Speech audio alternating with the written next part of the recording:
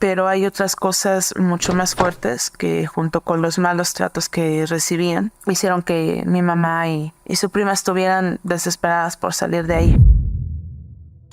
Hola, secta. Espero que estén bien. La historia que les voy a contar hoy no es mía, sino de mi mamá. Pasó por allá de los años 50. En esa época era muy común que las muchachas dejaran su pueblo para ir a trabajar en la Ciudad de México como empleadas domésticas. Mi mamá fue una de ellas. Cuando tenía 13 años empezó a trabajar en una casa del Pedregal de San Ángel, justo al sur de la ciudad, junto con su prima, de 15 años. Les pagaban por hacer la limpieza y les daban alojamiento. Ya sé que hoy en día no solo está muy mal visto, de hecho es ilegal contratar a menores de edad para trabajar, especialmente en trabajos pues casi forzados de limpieza. Pero en aquel entonces esto se veía como algo normal. El caso es que los patrones adaptaron un cuarto de lámina en la azotea de la casa para que mi mamá y su prima durmieran en él. Era un lugar muy pequeño y aún con las pocas cosas que ellas tenían, se sentían muy amontonadas. Eso sin contar que los techos de lámina no aíslan las temperaturas extremas y pues se puede llegar a sentir mucho calor o mucho frío según la época del año. Y en temporada de lluvias con los aguaceros y granizadas que suelen caer al sur de la ciudad, tampoco era fácil conciliar el sueño. Muchas noches mi mamá se quedaba despierta, escuchando cómo el agua golpeaba las láminas, pensando en el olor a tierra mojada que quedaba en el pueblo después de la lluvia. Mi mami siempre dijo que esa fue la época más triste y horrible de su vida. No solo porque era una niña y era difícil estar separada de su familia, sino que además tenía que soportar tantas incomodidades, tanto trabajo. Pero sobre todo, fue una época tan difícil para ella por las cosas macabras que nos contó que vio en esa casa. Yo la verdad no sé mucho de esos temas, pero por lo que mi mamá me contó, parece que sus patrones practicaban la santería o algo parecido. Eso era algo normal, o bueno, por lo menos algo que la mayoría de la gente de dinero en esos años hacía. Era la moda. Por darles un ejemplo, mi mamá contaba que siempre dejaban velas encendidas en todos los cuartos de la casa, incluso los que estaban desocupados, y era obligación de ella y de su prima asegurarse de que no se apagaran. Si la patrona notaba que una sola vela se había apagado, era, en palabras de mi mamá, capaz de dejarlas a las 2 sin comer todo un día. Y por eso mi mamá y su prima tenían que levantarse varias veces durante la noche para revisar que todo estuviera bien. Otra costumbre rara de esa gente era la de cerrar todas las cortinas de la casa a más tardar a las 6 de la tarde. Esto para que, según la patrona, para evitar que las almas en pena entraran a la casa. Mi mamá también decía que las puertas de todos los cuartos nunca dejaban de azotarse, que era como si alguien las aventara y eso hacía que las bisagras se fueran aflojando y una vez al mes en esta casa tenían que llamar al carpintero para que las reparara. Y pues claro que todas estas anécdotas podrían pasar como simples excentricidades de los señores. Pero hay otras cosas mucho más fuertes que, junto con los malos tratos que recibían, hicieron que mi mamá y su prima estuvieran desesperadas por salir de ahí. Ella me contó que aparte de todo lo que les acabo de contar, me contó que tenían prohibido encender las luces durante la noche.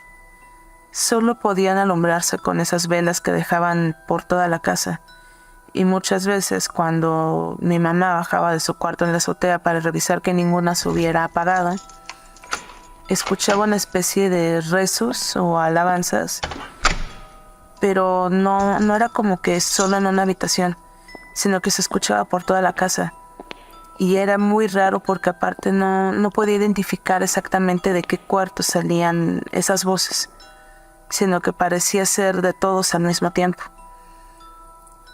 Y también, o sea, encima de esto mi mamá me dice que tampoco lograba distinguir, no nada más de qué cuarto venía, sino que tampoco podía distinguir si estaban orando en español o en algún otro idioma.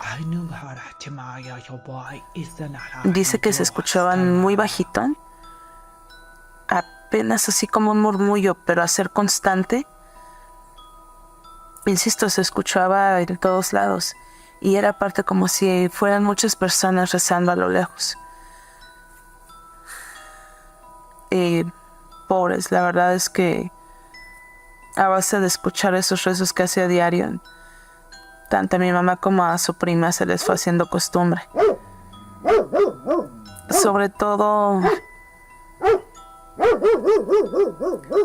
Sobre todo porque pues siempre estaba acompañada por su prima. Y entonces eso pues ayudaba a que le diera valor. Pero en una ocasión le tocó hacer ese rondín de las velas a ella solita. Y entre que la casa estaba muy oscura y los murmullos, se fue poniendo muy nerviosa. Digo, naturalmente. Pero aparte nerviosa, dice que no era solo por lo que siempre pasaba en la casa, sino que esta vez además sentía que alguien la estaba mirando. Empezó a caminar más rápido, pero así para poder terminar pronto y poder volver a su cama. Pero me cuenta que sin importar cuántos pasos diera, era como si no lograra avanzar de algunos cuartos de la casa. Que en momentos parecía que los pasillos se iban haciendo cada vez más angostos, más largos. Y lo peor, llegó cuando comenzó a escuchar pasos atrás de ella. De algún modo supo que quien la seguía no era alguien, sino más bien algo. En ese momento es cuando por fin se decide, se echa a correr sin voltar hacia atrás. Y cuando por fin logró llegar al patio y empezar a subir la escalera que llevaba hacia la azotea, y dice ella que solo le faltaba un escalón. En ese momento sintió claramente como alguien la agarró por la pantorrilla y la jaló hacia abajo. Como queriendo llevársela. Como pudo, se puso de pie y alcanzó, ella dice que no vio nada, pero que sintió cuando tiró una patada. Volvió a echarse a correr y esta vez, pero así, alcanzó a llegar a su cuarto, azotó la puerta. Ella junto con su prima prenden la luz, le revisan su pierna y lo que ve es que la sangre le escurría hasta el pie. De hecho, cada vez que mi mamá cuenta esta historia, nos enseña la cicatriz que le queda.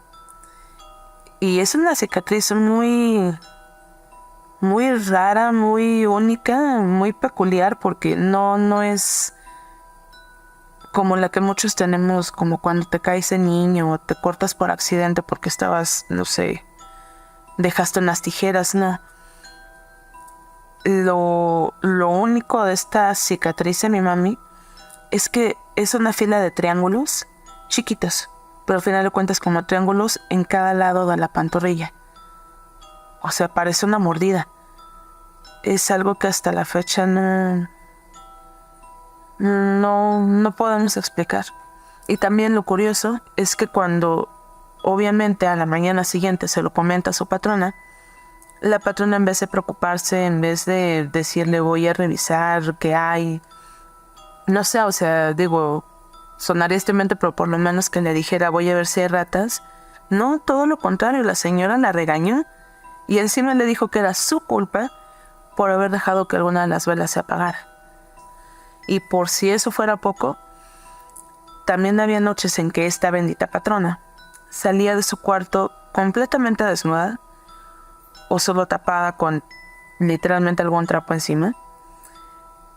Y en momentos como ese era cuando mi mamá o su prima se acercaban a ella para poder decirle que se tapara, pero ellas cuentan que la señora simplemente no respondía.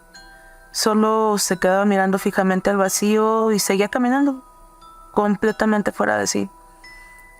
Y las veces que la llegaron a topar así, cuentan que la señora llevaba un tipo de aceite negro embarrado en la cabeza. Así, embarrado de la cabeza hacia abajo y le iba escurriendo. Y aparte iba recitando entre dientes las oraciones que luego escuchaban que venían de murmullos en los cuartos. Y así, simplemente las ignoraba y ella seguía caminando y hablando sola. Entonces, pues, dos niñas, al final lo único que podían hacer era regresar a su cuarto y encerrarse. y esperar a que su patrona volviera a la normalidad. Yo la verdad no sé qué clase de santería o brujería era eso. Tal vez alguno de ustedes aquí en la secta tenga más conocimiento sobre ese tema. Como dije, o sea, yo digo, me imagino, por lo poco que sé que era santería, porque aparte, en esos tiempos empezó a llegar mucho, pues sí, esos temas esotéricos a México. Y sobre todo se llegaron y se normalizaron con los políticos, empresarios y celebridades de ese tiempo, y sobre todo que eran los que empezaron a poner la moda de recurrir a los santeros para asegurarse más fama, más dinero, o bueno, eso es lo que popularmente se cuenta de esas fechas. Mi mamá y su prima sentían mucho miedo, mucho miedo por todas las cosas que pasaban en esa casa, pero insisto, en ese tiempo ser niño no te aseguraba nada, y de hecho ser niño y pobre te hacía más vulnerable. Entonces pues precisamente ellas necesitaban ese trabajo y no les quedó de otra más que aguantar. Se quedaron viviendo allí más o menos un año y medio, hasta que de verdad ya no pudieron con todos los maltratos y sobre todo con todo lo raro, todo lo feo que vivían ahí. Y entonces un día, pues así, simplemente se salieron de la casa escondidas, sin liquidación, sin carta de recomendación, sin muchas de sus cosas ni nada, por el temor a las represalias. Y es que encima, en esta época, pues si tu patrón te acusaba de haberle robado, eso, nada más ese pequeño detalle era suficiente para pasar el resto de tu vida en la cárcel.